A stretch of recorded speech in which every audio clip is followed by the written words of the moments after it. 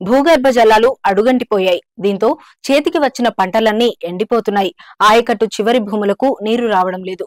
పచ్చని పొలాలు ఎండిపోవడంతో రైతులు తట్టుకోవడం లేదు. వాగు సమీపంలో ఉన్న పొలాలు కూడా ఎండిపోతున్నాయి.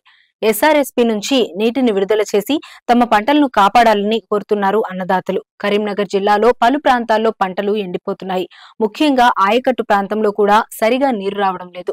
ఆయకట్టు చివరి భూములకు నీరు అందడం లేదు. ఇప్పుడు అన్ని ప్రాంతాల్లో వరి పొట్టదశలో ఉంది. మరో 15 రోజులు గడిస్తే పంట దక్కే అవకాశం ఉంది. కానీ ఎస్ఆర్ఎస్పీ నుంచి నీరు రావడం లేదు. దీని కారణంగా పంటలు ఎండిపోతున్నాయి.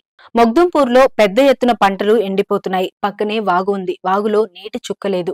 ఎస్ఆర్ఎస్ నుంచి వాగుకు నీటిని వదిలిపెట్టేవారు, కానీ నీటి విడుదల చేయడం లేదు. అదే విధంగా చివరి ప్రయత్నంలో బావుల పూడిక తీస్తున్నారు, కానీ నీరు రావడం లేదు. బోర్లన్నీ ఎండిపోతున్నాయి.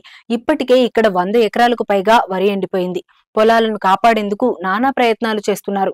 ఇప్పుడు నీరు రాకపోతే పెద్ద ఎత్తున పొలాలు ఎండిపోయే అవకాశం ఉంది. కేవలం ఇక్కడే కాదు, చాలా ప్రాంతాల్లో వరి పొలాలు ఎండిపోతున్నాయి.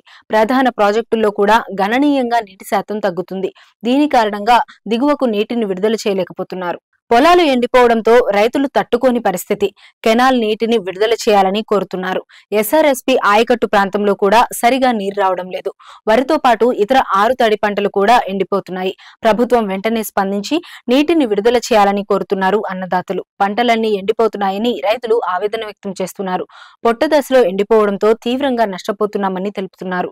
వెంటనే నీటిని విడుదల చేసి పంటలను కాపాడాలని కోరుతున్నారు. మొత్తం పంటలన్నీ ఎండిపోతున్నాయని రైతులు అంటున్నారు. మరో 15 రోజులైతే పంట చేతికి వచ్చే అవకాశం ఉందని తెలుపుతున్నారు.